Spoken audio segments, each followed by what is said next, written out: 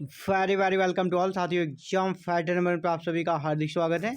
आप सभी के लिए गुड न्यूज़ है, खुशखबरी। जी हाँ, आप सभी के लिए अटेंशन है, ध्यान देने योग्य बात ये है, अगर आप पीएचडी करना चाहते हैं या पीएचडी कर रहे हैं, आपको कुछ चीज़ें ऐसी हैं जिस पे आपको ध्यान रखना है।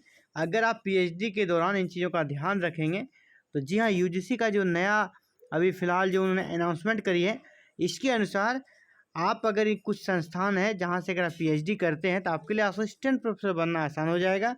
और जी हाँ, आगे की जो बाधाएं हैं ना, वो दूर हो जाएगी और आप आसानी से असिस्टेंट प्रोफेसर बन सकते हैं। अगर आप पीएचडी नहीं कर रहे और करना चाहते हैं, ये वीडियो आपके लिए बहुत ज़रूरी है।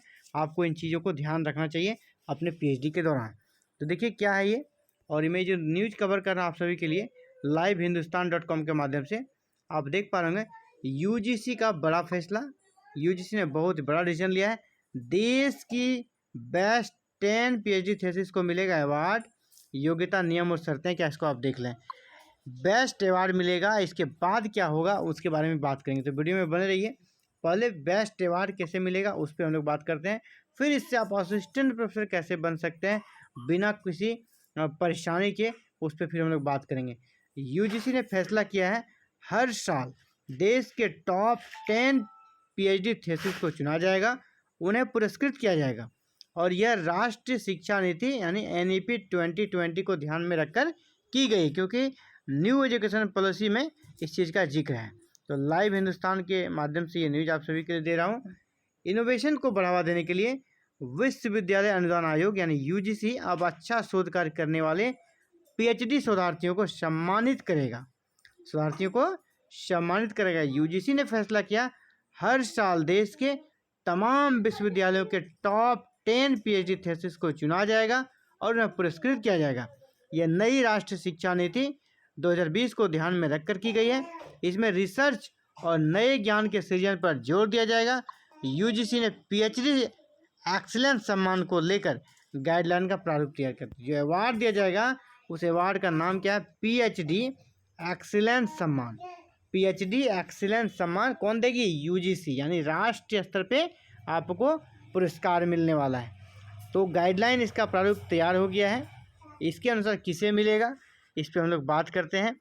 इसके बाद ये भी बताएंगे किस प्रकार आप अब आसानी से इस तरीके से पीएचडी करके असिस्टेंट प्रोफेसर बन सकते हैं, बिल्कुल आसानी से।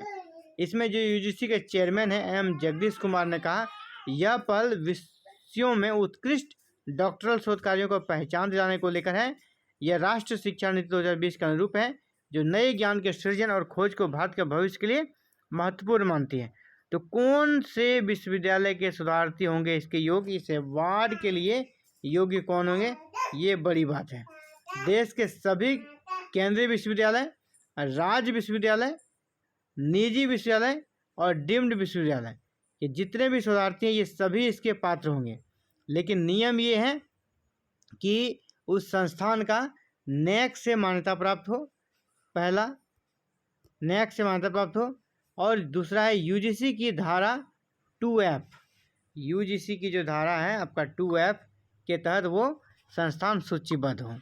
तो आप ले सकते हैं सभी संकायों में, चाहे वो इंजीनियरिंग एंड टेक्नोलॉजी हो, सोशल साइंसेस हो, इंडियन लैंग्वेज हो, या फिर कॉमर्स एंड मैनेजमेंट हो। आप किसी भी स्ट्रीम से पीएचडी कर रहे हैं तो आपको यहाँ पर चांसेस है कि अवार्ड मिल सकता है।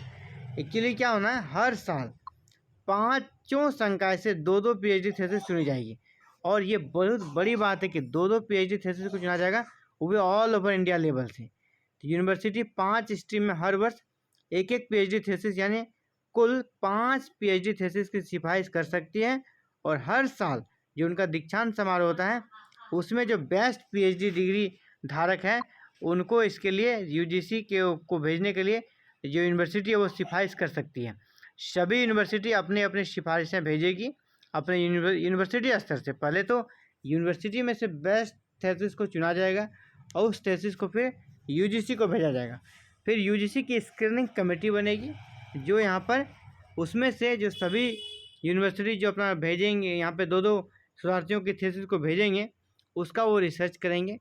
और जो स्क्रीनिंग कमेटी है यूजीसी की, वो वहाँ पर फिर कैंडिडेट को शॉर्टलिस्ट करेगी और फिर से वहाँ पर फाइनल जिनको अवार्ड दिया जाना है उसको प्रत्येक साल 5 सितंबर को शिक्षक दिवस के दिन अवार्ड दिया जाएगा। और टोटल 10 शोधार्थियों को, कितने 10 शोधार्थियों को PhD एक्सीलेंस अवार्ड से सम्मानित करेगी। तो देखिए PhD में आपको ध्यान क्या क्या देना, पहले समझ लिए। आप जिस संस्थान में जा रहे हैं वो NAAC से मान्यता प्राप्त हो, पहला आपको ये देख लेना है। अगर मान्यता प्राप्त है तो ही आपको अवार्ड दिया जाएगा। इसके बाद आपको ध्यान देना कि PhD जो करें ना, इधर जोर तोड़ के नहीं करें, बिल्कुल यूनिक करें, बहुत ही अच्छा करें, और आप प्रयास करें हम एक्सीलेंस अवार्ड ले लें। अगर आप एक्सीलेंस अवार्ड लेते हैं किस प्रकार आप असिस्टेंट प्रोफेसर बन पाएंगे, इसके बारे में बात करते हैं। देखिए आपको पता होगा ना, नेशनल लेवल के अवार्ड में 3 नंबर है। UGC का जो रेगुलेशन 2018 है ना, UGC का रेगुलेशन 2018 में क्या कहा गया है कि नेशनल लेवल का अगर आपके पास अवार्ड है तो 3 नंबर आपको दिया जाएगा। तो आपको यहाँ पर 3 नंबर प्राप्त करने का अच्छा अवसर है। आप 3 नंबर यहाँ से प्राप्त कर सकते हैं, जो आपको काफ़ी आगे ले जाएगा। यहाँ पॉइंट में खेला होता है ना, 3 नंबर काफ़ी ज़्यादा होगा, यानी आपको असिस्टेंट प्रोफेसर बनाने में ये आसानी दिलाएगी। दूसरा, जब आप इंटरव्यू बोर्ड में जाएंगे तो आपको पॉजिटिव वहाँ पर इमेज बनेगा, सकारात्मक इमेज बनेगा। और आपको इस चीज़ को बताना है वहाँ पे किसी न किसी बहाने से, आपको अपने मुंह से इन चीज़ों को बताना है कि ये मेरी उपलब्धि है, कि मुझे ये अवार्ड मिला गया है। तो उस समय क्या होगा, आपका एक पॉजिटिव इंप्रेशन बनेगा दूसरे के सामने, और आपको सिलेक्शन के चांस बहुत बढ़ जाएंगे। इसके अलावा API में भी आपकी बढ़ोतरी होगी, API में भी आपकी बढ़ोतरी होगी, क्योंकि यहाँ पर 3 नंबर आपको अवार्ड से मिल जाएगा, जो कि अवार्ड वाला बहुत कम लोगों को मिल पाता है। और ये खुद UGC ही देखेगी। इस अवार्ड को कौन देगी, UGC। तो ऐसा कोई भी यूनिवर्सिटी नहीं है जो UGC के अवार्ड को नेशनल अवार्ड ना माने। वैसे लोग बहुत सारे अवार्ड सर्टिफिकेट जमा कर देते हैं, लेकिन उनको वैलिड नहीं मानते, रिजेक्ट कर देते हैं। लेकिन जब आपके हाथ में UGC का सर्टिफिकेट रहेगा तो रिजेक्ट करने का सवाल ही नहीं उठता है ना। तो आपको यहाँ से भी 3 नंबर मिल जाएगा। इसलिए आप सभी को मैं कहना चाहूँगा कि अगर आप PhD में एडमिशन लेने वाले हैं तो इन चीज़ों का ध्यान रखें, और बेहतरीन तरीके से PhD करें। सिर्फ कॉपी कट पेस्ट जो होता है ना, उसके फेरा में ना रहें, तो ज़िंदगी भर फिर आपको पछताना पड़ेगा। और ढंग से अगर आपने एक बार कर लिया तो फिर क्या होगा कि आपके सिलेक्शन के चांस भी बढ़ जाएंगे, और PhD थीसिस के माध्यम से और भी आप आगे बहुत सारे पोस्ट डॉक वगैरह इसी को आगे बढ़ाकर रिसर्च को कर सकते हैं, अपने करियर को ब्राइट करियर में बदल सकते हैं। तो फिलहाल इस वीडियो में इतना ही, मिलते हैं बहुत ही जल्द एक नई अपडेट के साथ। और ऐसे ही आप अगर हायर एजुकेशन में अपना कैरियर बढ़ाना चाहते हैं तो ऐसे वीडियो को अगर आप पसंद करते हैं तो हमें चैनल को सब्सक्राइब करें, बेल आइकन को प्रेस करके ऑल बटन को जरूर क्लिक करें, ताकि आगे के अपडेट्स को आपको सही समय पे जानकारी मिले, और आप अपने करियर में सही समय पे सही डिसीजन ले पाएँ।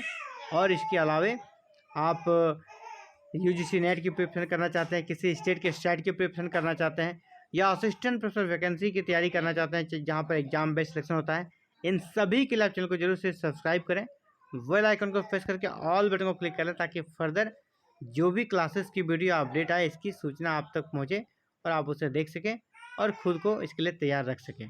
Thank you very very much for watching this video and connecting the exam fighter 1।